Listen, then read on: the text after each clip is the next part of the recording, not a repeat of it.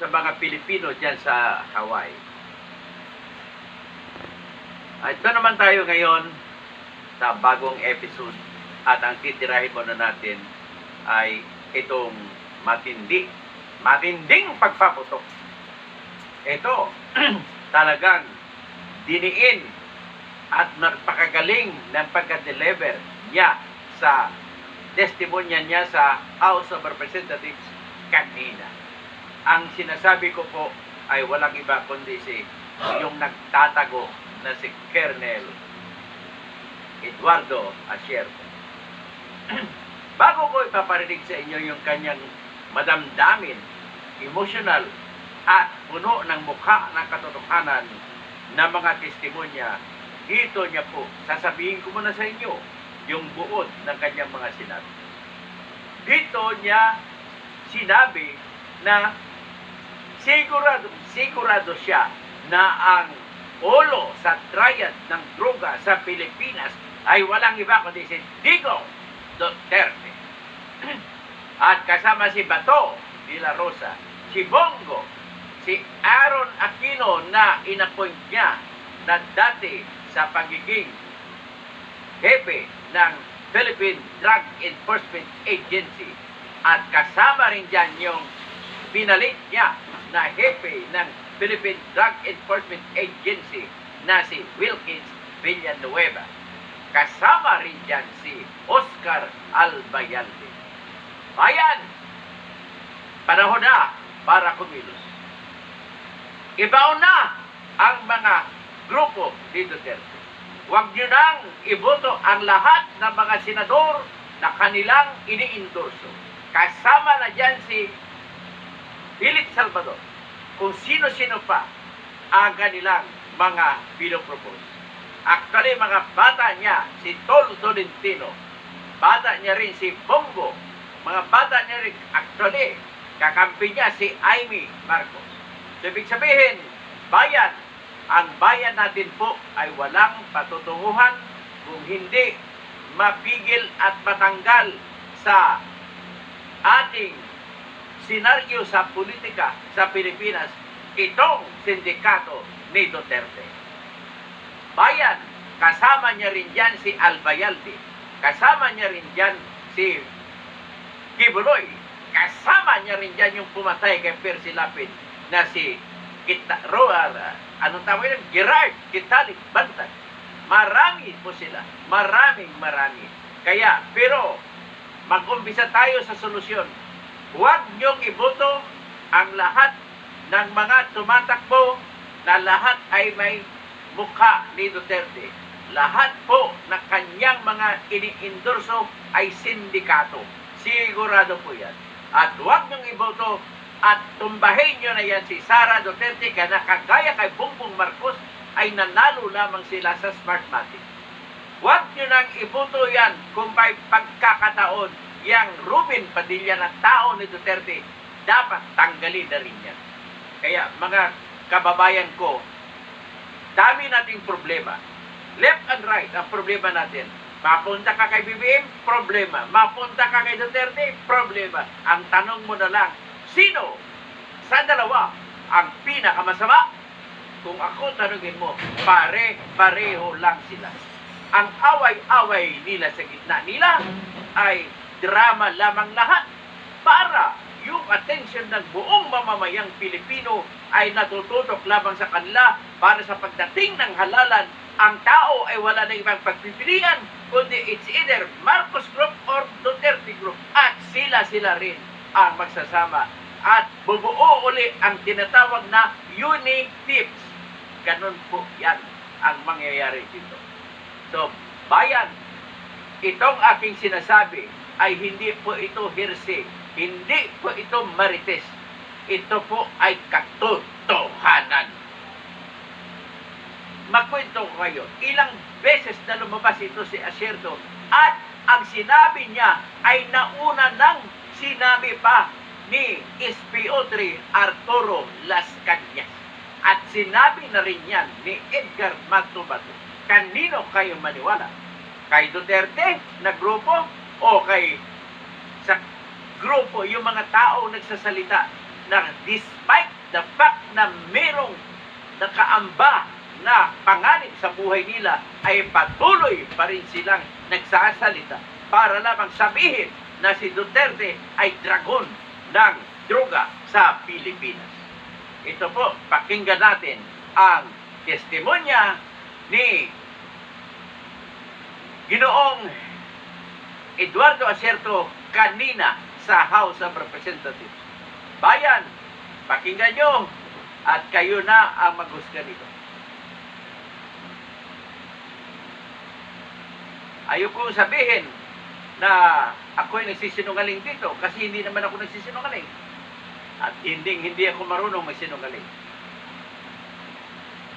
Tapos, pagkatapos nito, babalik ako, meron na naman akong isisiwalat na bagong balita. At matindi, pumuputok po ito ng balita. So, ito po, pakinggan ninyo.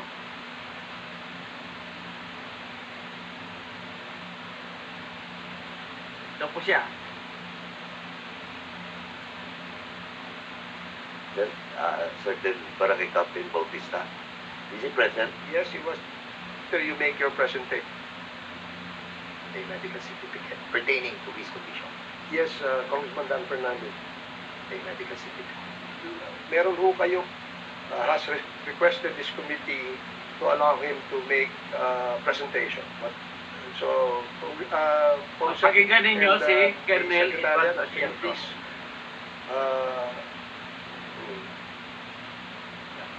Colonel Eduardo Acerto, are you on Zoom already? Magandang umaga po, Mr. Chairman. Pakiayos nyo lang yung volume. Pakinggan nyo. Matindi. Sandali lang po at ayusin muna natin yung ating internet. So, Colonel Acerto, Bago na para lang, antay natin ito, sasagutin ko lang ang tanong kagaya ma-aware kayo.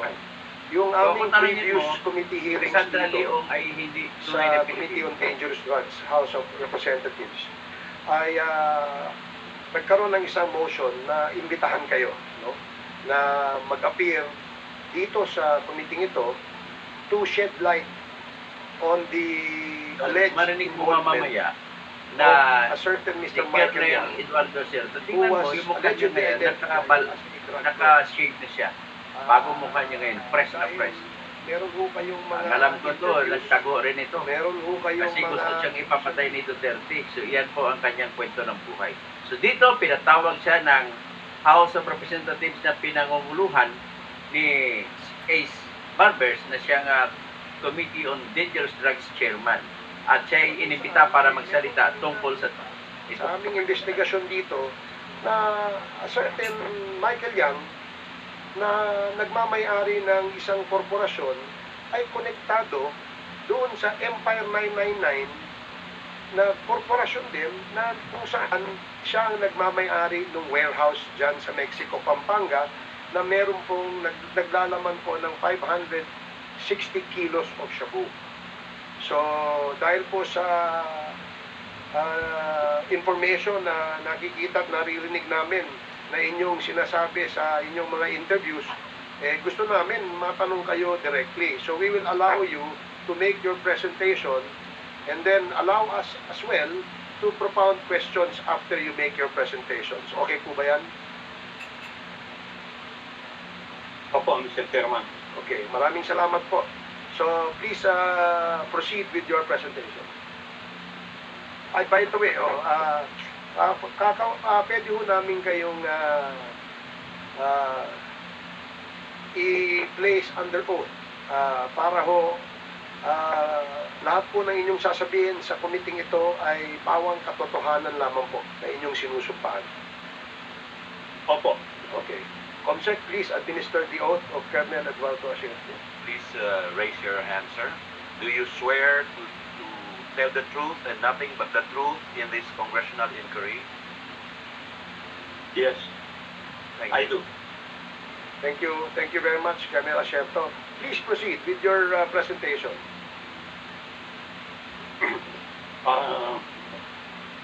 Kung pwede po sana magbigay mo ng opening statement. Yes, please. Salamat po. Magandang umaga po sa inyo lahat. Ako po si Police Colonel Eduardo Asierto.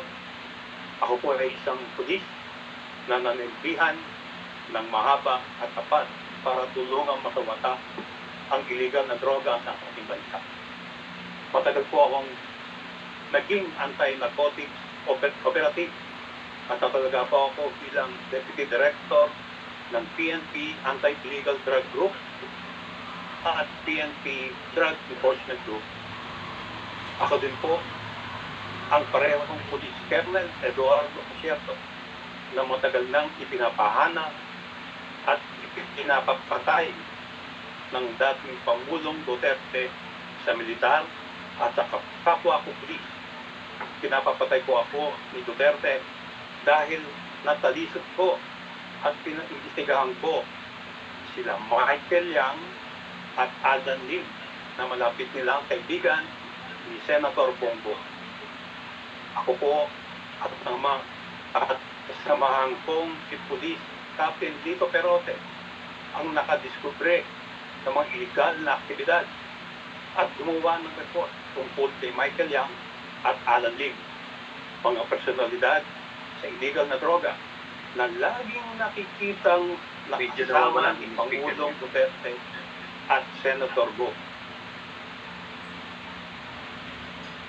Yung kasamahan ko pong si Police Captain Perote ay dinuko po sa labi ng isang hotel sa Bacolod ng 5 armadong kalalakihan na nakasuot ng bonnet at bulletproof vest. Meron din po silang mga lookout sa labas. Hindi na po makita hanggang ngayon si Perote. Ulitin natin. Congressman Paduano. That's why we asked. Normally, I hope that explains and would in Zoom and has requested this committee to allow him to make presentation. But, so, Comsec and the Secretariat, can you please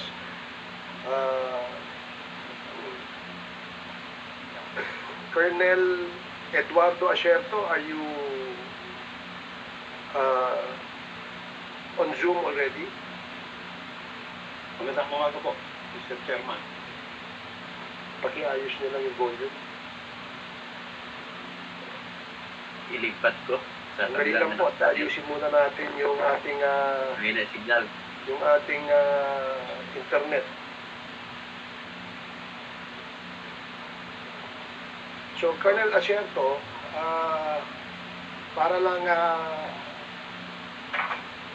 ma-aware kayo, yung aming previous committee hearings dito sa Committee on Dangerous Drugs, House of Representatives, ay nagkaroon ng isang motion na imbitahan kayo, no, na mag-appear dito sa committee ito to shed light on the alleged involvement of a certain Mr. Michael Yang, who was allegedly identified as a drug lord. Dahil meron ho kayong mga interviews, meron ho kayong mga social media posts na kung saan meron kayong binabanggit na Mr. Michael Yang. Gusto lamang pong malaman ng Ladies and gentlemen, magpalit tayo. Lilipat tayo ng parehas pa yung Michael Yang na ating internet yan. pinag-uusapan. Kukuha ko sa ibang Kung saan, channel. Mas maganda meron- ito. Ito para ayaw pong makita ninyo na kayo ay nadidismaya sa sounds. Pero dito may bago akong pupuning channel. Manghihiram. Meanwhile, manghihiram muna ko sa channel niya, no? Sa channel nitong isa.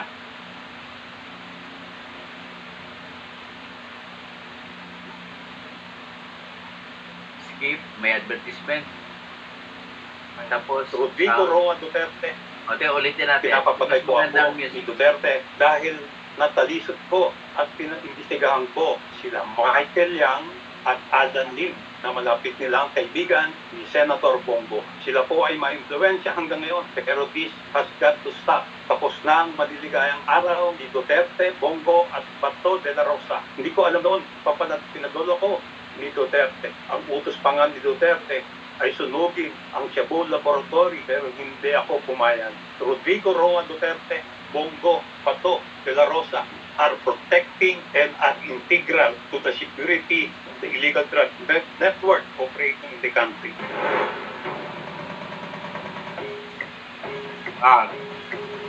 Thank you kay Dain nyo sa gagamitin kong ano mo. Eduardo Asierto, are you on Zoom already? Magandang umaga po, Mr. Chairman.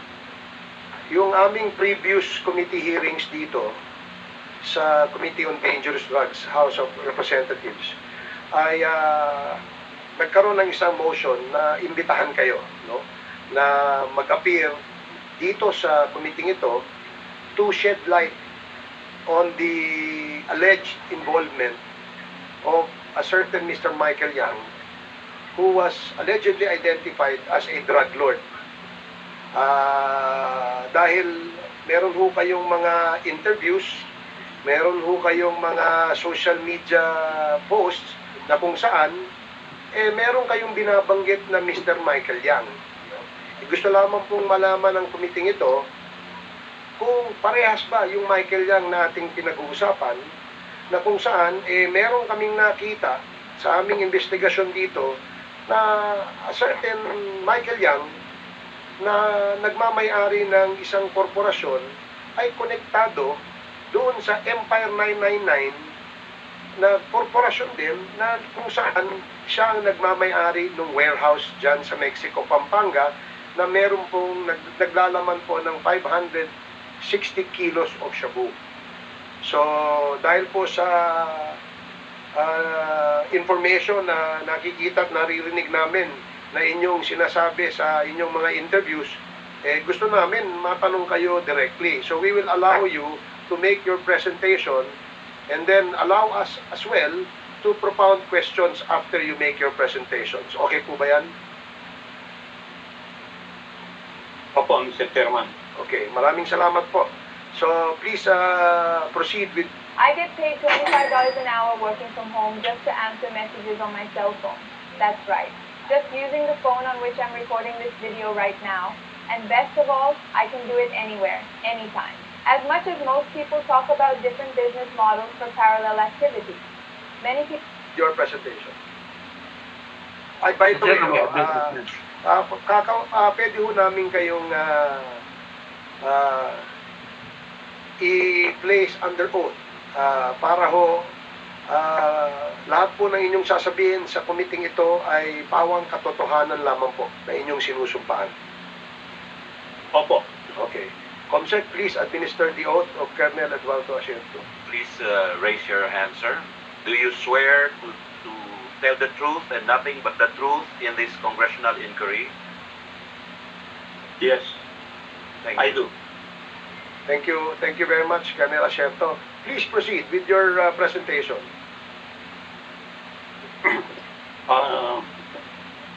Kung pwede po sana magbigay mo ng opening statement. Yes, please. Salamat po. Magandang umaga po sa inyo lahat. Ako po si Police Colonel Eduardo Asierto. Ako po ay isang pulis na nanilbihan ng mahaba at tapat para tulungang masawata ang illegal na droga sa ating bansa. Matagal po akong naging anti-narcotics operative at natalaga po ako bilang Deputy Director ng PNP Anti-Illegal Drug Group at PNP Drug Enforcement Group. Ako din po ang parehong Police Colonel Eduardo Asierto na matagal nang ipinapahanap at ipinapapatay ng dating Pangulong Duterte sa militar at sa kapwa ko pulis. Pinapapatay po ako ni Duterte dahil natalisod ko at pinaimbestigahan ko sila Michael Yang at Alden Lim na malapit nilang kaibigan ni Senator Bongo. Ako po at kasamahan kong si Police Captain Lito Perote ang nakadiskubre ng mga illegal na aktibidad at gumawa ng report tungkol kay Michael Yang at Alan Lim, mga personalidad sa illegal na droga na laging nakikitang nakasama ni Pangulong Duterte at Senator Go. Yung kasamahan ko pong si Police Captain Perote ay dinuko po sa lobby ng isang hotel sa Bacolod ng 5 armadong kalalakihan na nakasuot ng bonnet at bulletproof vest. Meron din po silang mga lookout sa labas. Hindi na po makita hanggang ngayon si Perote. At malamang patay na si Perote. Matagal na po akong natatakot para sa aking buhay dahil ako ay pinapapatay ni Duterte. Sila po ay ma-influensya hanggang ngayon. Pero this has got to stop. Tapos na ang maliligayang araw ni Duterte, Bongo at Bato de la Rosa. Panahon na po siguro ngayon na magtiwala sa ating pamahalaan. Nakita ko po na sa panahon ni Pangulong Marcos nagkaroon ng hustisya sa kaso ni Senator Laila de Lima. Nanalangin po ako na sana din magkaroon ng hustisya ang ating kaso at magkaroon ng accountability sa mga kasalanan ni Duterte, Bongo at Bato de la Rosa. Isama na rin natin si Aaron Aquino, si Oscar Albayalde at Wilkins Villanueva. Dapat na silang usigi ng batas. Dapat malaman ng tao ang kanilang kasamaan. Panahon na ng paniningil. Gusto ko pong ilinaw ang aking mga nalaman sa atraso sa bayan nila Duterte, Bongo at Bato de la Rosa. Gusto ko din pong bigyan linaw ang mga akusasyon na ibinabato nila sa akin ni Duterte at mga kampo nito. At upang ipaliwanag sa mga kapwa ko Pilipino kung gaano tayo niloko sa mga kasinungalingan ng gobyernong Duterte. Una sa lahat, huwag sana kayong maniniwala sa mga ibinupukol sa akin ng mga kasinungalingan. Hindi po ako protektor ng sindikato ng droga. Hindi ako kidnapper. Wala akong dinukot o pinaransom ng mga drug personalities. Lalo na ang mga Chinese. Hindi ako involved pagdukot at pagpatay sa Koreanong si Jig Ikyo. Hindi ako nag-smuggle ng AK-47 at lalo hindi ako nagbigay ng baril sa NPA. Hindi ko inagaw ang search warrant operation sa Food Laboratory. Mamaya bibigyan linaw po ang mga intelligence report ko. Ang dahilan kung bakit ako ginigipit ni Duterte. At bibigyan linaw ko din yung grade namin sa Davao noong gabi ng December 31, 2004. Hindi ko alam noon papala tayo pinagulo ko ni Duterte. Ang utos pa nga ni Duterte ay sunugin ang Shabu Laboratory, pero hindi ako pumayag. Sinabi ko na ito dati. Ako ay nalulungkot kasi umabot ng ilang taon bago ko maihalad ang aking panig. Noong 2017, lumapit ako sa Senado kay Senator Gordon noon upang ilantad ang aking intelligence report. Pero imbis na ako ang pakinggan, itinago lang ang aking report at hindi isinapubliko. At ako pa ang pinalabas sa protektor ng droga sa report ng Senate Blue Ribbon. Hindi siya nakinig sa akin kung ano man ang dahilan niya dahil sa pagsiksik niya noon kay Duterte. Si Duterte ang pinanigan niya dahil sa kanyang railroaded Senate investigation laban sa akin. Ako ay wrongly nadiin at ako ay pinasuhan. Ginawa akong drug lord kahit ako ay nagtatrabaho lamang. Sa totoo lang, kung hindi tinago ang intelligence report ko kay Michael Yang at Alan Lim, baka hindi nangyari ang korupsyon ng Parmali. Walang nanakaw sa pera ng bayan. Hindi nalagay sa panganib ang buhay ng mga healthcare workers dahil sa delayed, substandard o expired na face mask at face shield. Baka hindi sana maraming namatay na Pilipino. Napakaswerte nila Michael Yang at Alan Lim. Hindi nila kailangang idepensa ang sarili nila. Kasi si Atty. Duterte, mga alipores niya, ang abogado at tagapagtanggol nila. Wala po akong plano magtago o tumakas o hindi panindigan ng aking intelligence report. Patunong beses po akong umattend sa Senate Blue Ribbon hearing. Noong una, may carpenter pa ako noon. Yung pangalawa, after sa piscine ni Senator Gordon sa Blue Ribbon. Ibinigay ko kay Senator Gordon ang report tungkol kay Michael Yang at Alan Lim. May mga stenographer doon at napakaraming abogado at staff ni Senator Gordon. So may hearing na nangyari doon. At nag-oath ako doon. May minutes pa nga yun, hearing na yun. Yung pangatlo, nung scheduled Blue Ribbon hearing na last kong natinan, may media. Subalit, hindi ako tinanong ni Senator Gordon sa hearing na yon tungkol sa aking intelligence report. Sa mga sumunod na hearing, hindi na po ako naka-attend dahil ipinapapatay na ako at takot po ako para sa aking buhay. Tao lang po ako. Siguro naman, kung ngayon, nakikita nyo na nagsasabi ako ng katotohanan at lumalabas na ang katotohanan at ang kawalang hiyaan ni Duterte.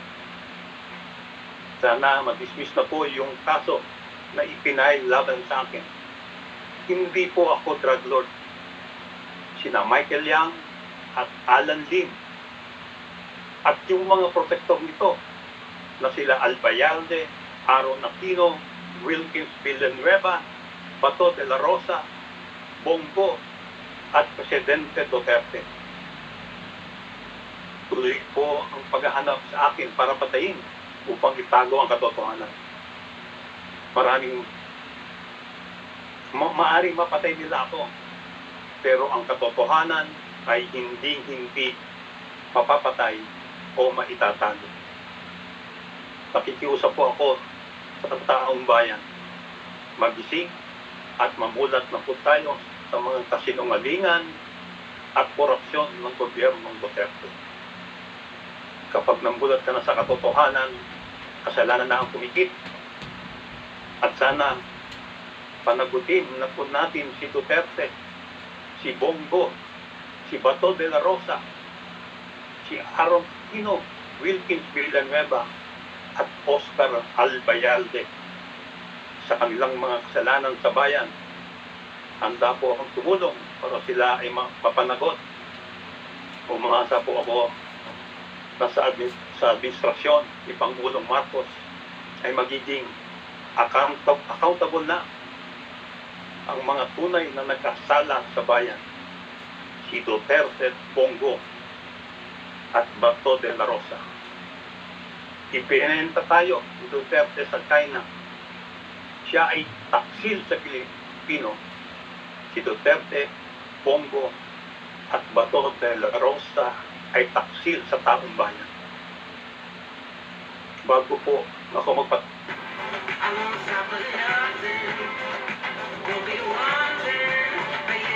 tuloy, gusto ko lang puting ilahad sa inyo na yung mga kasama ko sa trabaho na humarap sa Senate Blue Ribbon hearing.